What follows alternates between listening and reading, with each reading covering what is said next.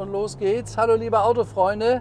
Heute sind wir mal zu dritt hier in einem Ferrari Lusso GTC 4 unterwegs. Das ist ein Allrad und das ist eigentlich ein viersitziger Ferrari aus dem Jahr 2016. Paul zeigt das gleich mal drumherum. Mein Sohn wollte auch mitfahren, der macht ja sonst die Drohne. Aber am Hamburger Flughafen ist Drohne nicht erlaubt. Also hat er gesagt, komm, fährt er gleich ganz mit, schaut sich das mal mit an. Also das Auto hier hat 22.000 deutsche Kilometer gelaufen, das ist ein deutsches Auto aus zweiter Hand. Kunde, den wir gut kennen, gepflegtes Auto. Was sehr interessant ist an dem Wagen, er hat eine ganz tolle Farbkonfiguration. Er ist Anthrazitfarbe außen. Ich weiß jetzt nicht, wie das auf Italienisch heißt, das zeigen wir euch gleich mal live. Und erst innen hat er dieses schöne, ja, Alcantara, nennen wir es mal Cognac. Das ist ein schönes Ferrari Braun, ein helleres Mittelbraun, aber ein wunderschönes Auto und man merkt schon, das Auto hat eine irre Kraft. Also ich muss mich daran erstmal gewöhnen. Ihr wisst ja selber, ich bin da so ein bisschen mehr mit alten Autos zu Hause. Aber er hat immer hier 691 PS, hat einen 12-Zylinder-Motor. Die Autos gab es als 8-Zylinder und als 12-Zylinder. Er hier ist ein 12-Zylinder. Steht aber nirgends drauf, kann man nicht erkennen, man muss es wissen. Und natürlich merkt man es, wenn man da drauf tritt. Und ja, so ein Auto kostet etwas über 200.000, aber gar nicht mal so viel. Auto Checkheft gepflegt, gut, Inspektion kostet Geld bei so einem Wagen, aber wenn man Ferrari fährt, weiß man das einfach. Wichtig ist, dass so ein Wagen gut gepflegt ist. Also was ich hier merke, er ist relativ hart, er klebt auf der Straße. Wir werden gleich mal ein Stückchen Autobahn fahren, da wollen wir mal gucken, ob, also wenn wir Glück haben, ist ein bisschen leer, da können wir da mal ein bisschen Stoff geben. So, hier links ist der Tacho, das ist alles so ein bisschen anders als bei üblichen Autos, in der Mitte direkt vor einem Drehzahlmesser. Wie auch bei Porsche. Die 12-Zylinder-Maschine dreht immerhin bis 8000 Umdrehungen. Hat ein 8-Gang-Getriebe, Automatik. Ferrari hat da schon länger her keine Schalter mehr, was eigentlich schade ist. Und hier links ist der Digitaltacho. Also wir fahren jetzt hier gerade 90. Und vorne rechte Seite ist das Navigationssystem und hier hat man das in der Mitte groß. Was übrigens voll cool ist, der Beifahrer, der kann sich zuschalten und sieht das, was wir hier gerade auch auf dem Hauptmonitor machen. Das ist also eigentlich wie Pilot und Co-Pilot genauso, nur dass er hier ins Fahrgeschehen nicht eingreifen kann. Das ist der Unterschied beim Flieger. So, aber toll gemacht, schaut euch das mal an. Alle Skalen sind da verfügbar, wie schnell wir sind und Drehzahl und Temperatur und was es nicht alles gibt. Also ist schon cool gemacht. Kilometer hat er jetzt übrigens 22.900. Jetzt werden wir mal so, schätze ich mal, 50 Kilometer fahren mit dem Auto und mal gucken, was ein GTC Lusso kann.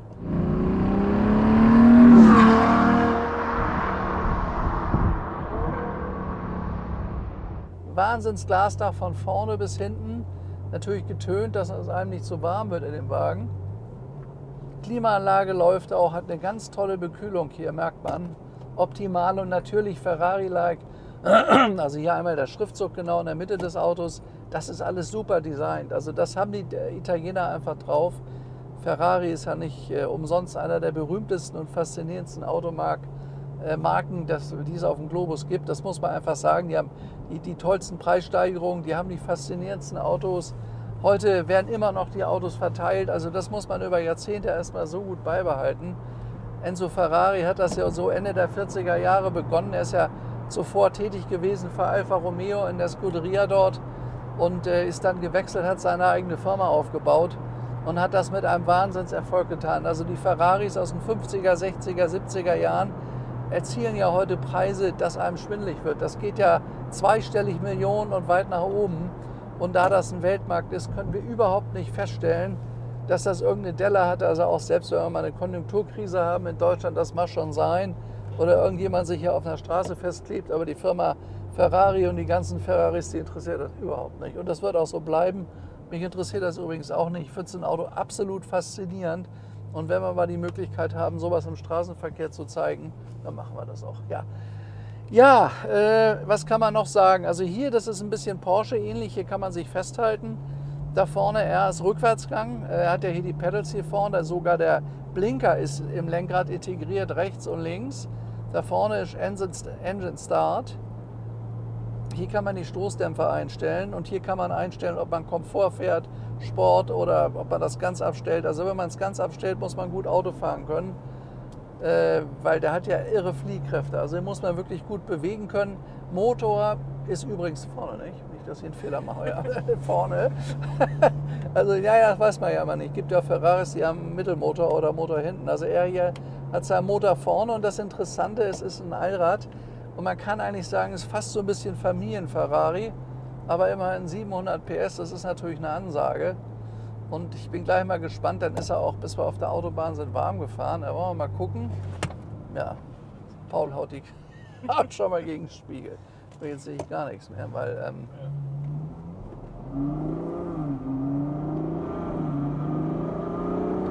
ja, er beschleunigt, aber...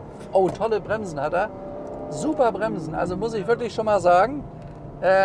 Die Beschleunigung, denke ich, geht besser, wenn die Drehzahlen ein bisschen höher sind. Aber die Bremsen sind ja erste Klasse. Klack und der packt zu, toll. Fährt völlig geradeaus dabei. Und ich meine, das Gefühl, was man in dem Auto hat, das ist schon richtig Ferrari-mäßig. Na, schon gut.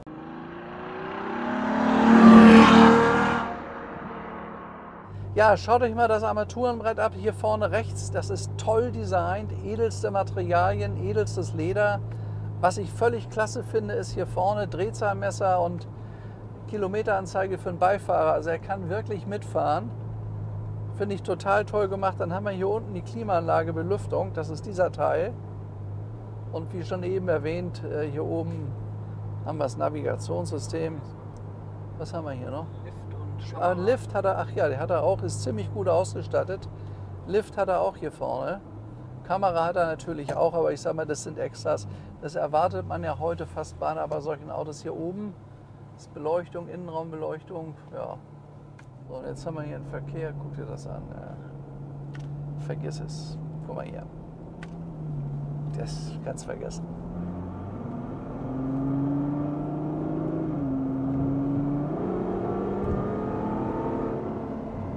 Kannst vergessen. Da kann man nichts machen. Also beschleunigen tut er super. Autos sind 4 Sekunden von 0 auf 100, aber ich glaube sogar unter 4. Und er wird, schätze ich mal, in höchstens 10 Sekunden auf 200 sein. Und dadurch, dass er offen ist, fährt er eine Spitze von 330 Stundenkilometer. Aber die kann man natürlich bei heutigen Verkehrsverhältnissen nicht zu jeder Zeit ausfahren. Aber was ich schon mal merke, er liegt klasse auf der Straße. Man spürt, dass er ziemlich breit ist.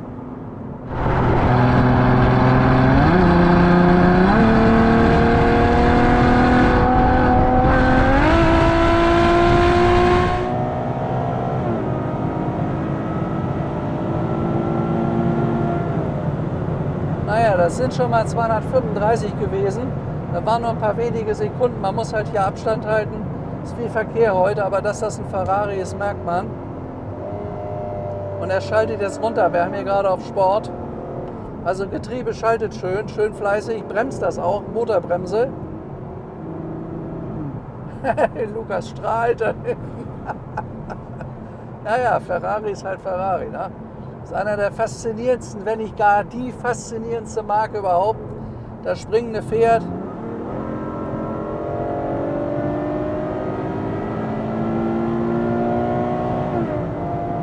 Naja, also da geht was.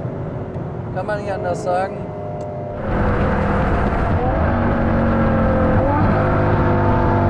Ist natürlich nur zu erreichen bei wirklich hohen Drehzahlen. Also man ist immer über 4000, 5000, 6000, 7000 Umdrehungen. Aber dann raucht das richtig los.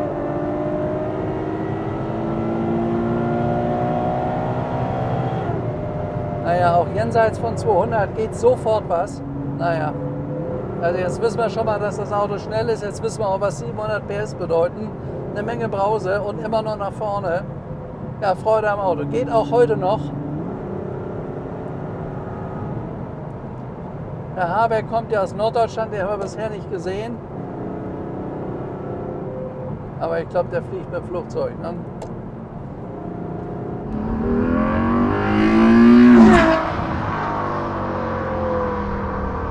Hat auch einen irren Sound dabei. Und man kann nur sagen, Ferrari ist und bleibt Ferrari. Da ist auch klar, woher die Faszination kommt.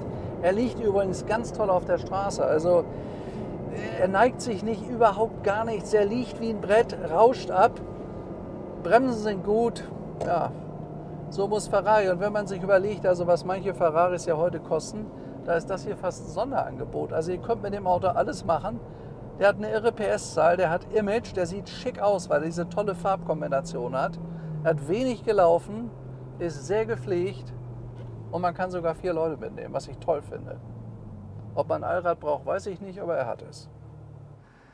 So, das ist unser Ferrari Lusso GTC. Schaut euch den Wagen mal an. Sehr guter Pflegezustand in Anthrazitfarbe. Ich weiß gar nicht, wie das jetzt italienisch heißt. Aber schaut euch das mal an. Eine wunderschöne Farbkonstellation. Hier ganz großer springende Pferd mit der italienischen Fahne. Das hat er übrigens auch hinten drauf. Das ist Logi von Scuderia Ferrari. Das ist SF. Dann schaut euch mal die tollen Felgen an. Top gepflegt. Das ganze Auto ist überhaupt Check-F gepflegt, wenn ihr da reinguckt. Ich finde das also farblich sehr gut gelungen mit dem cognacfarbenen Leder. Das ist zum Teil Alcantara hier, Sportsitze hier eingestückt, also weißer Stick hier vorne, das Pferdchen, Logo von Ferrari. Und von hinten sieht er auch gut. Also ich sag mal, wenn man das jetzt vergleicht mit einem roten, sieht der Wagen wirklich einfach absolut schick aus. Ist auch sofort zu identifizieren. Also da sieht man sofort, dass es ein Lusso, übrigens extra gewesen ist. Hier hinten auch die italienische Fahne drauf. Das gehört zu einem Italiener, das muss da drauf sein. Dann hat er unten, wie heißen die Dinger gleich? Du weißt das immer. Ja genau, der Diffusor mit 2x2 Rohren hinten. Wohlgemerkt, er ist ein 12-Zylinder, kann man aber von außen nicht sehen. Ich mache euch gleich mal vorne den Motor auf. Hier hinten ist Tank.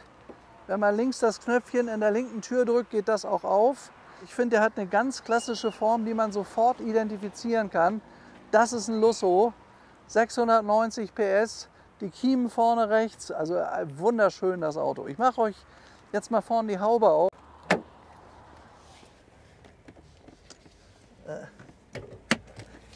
Hat einen roten Knopf in der Mitte, dann geht die Haube auf.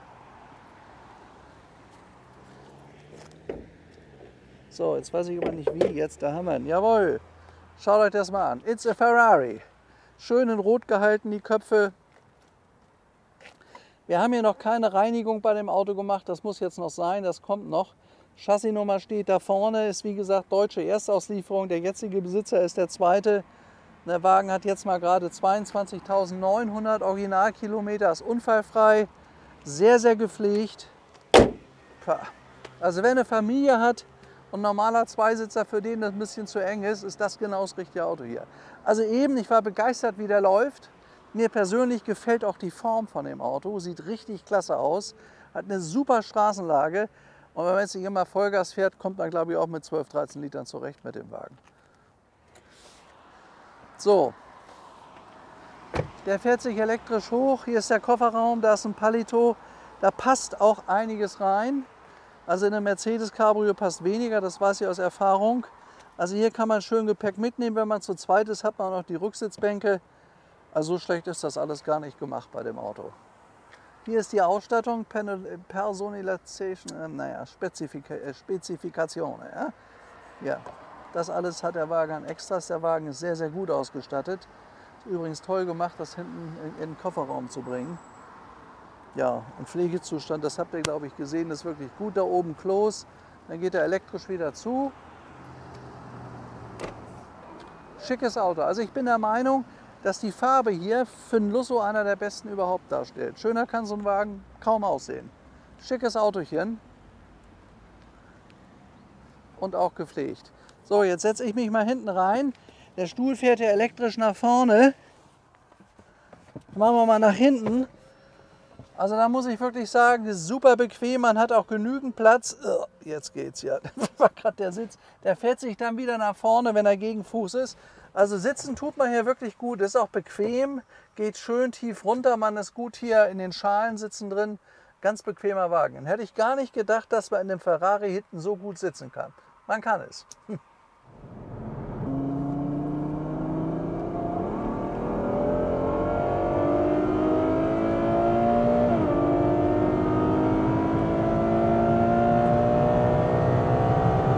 Also er hat schon Zug drauf. Ja, also beschleunigen tut er, kann ich bestätigen.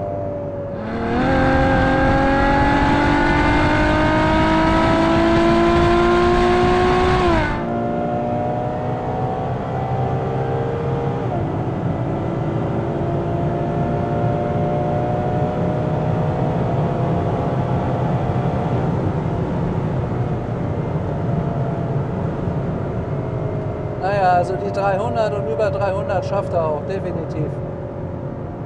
Muss aber bei den heutigen Verkehrssituationen und Verhältnissen vorsichtig sein. Also was man auch merken kann, Auto hat entsprechendes Überholprestige und es macht ja einfach Spaß, wenn man solche Autobahnen hat, dreispurig, wenn man da mal drauf tritt, dann auch mal drauf zu treten, das kann man mal machen. Wenn Platz genug ist in der Wagen, hat auch wirklich Überholprestige. Das steht fest und man braucht das jetzt nicht unbedingt. Ich meine, ich fahre ja sonst relativ gemütlich auch, aber mit einem Ferrari muss man das einfach mal machen, das ist schon toll.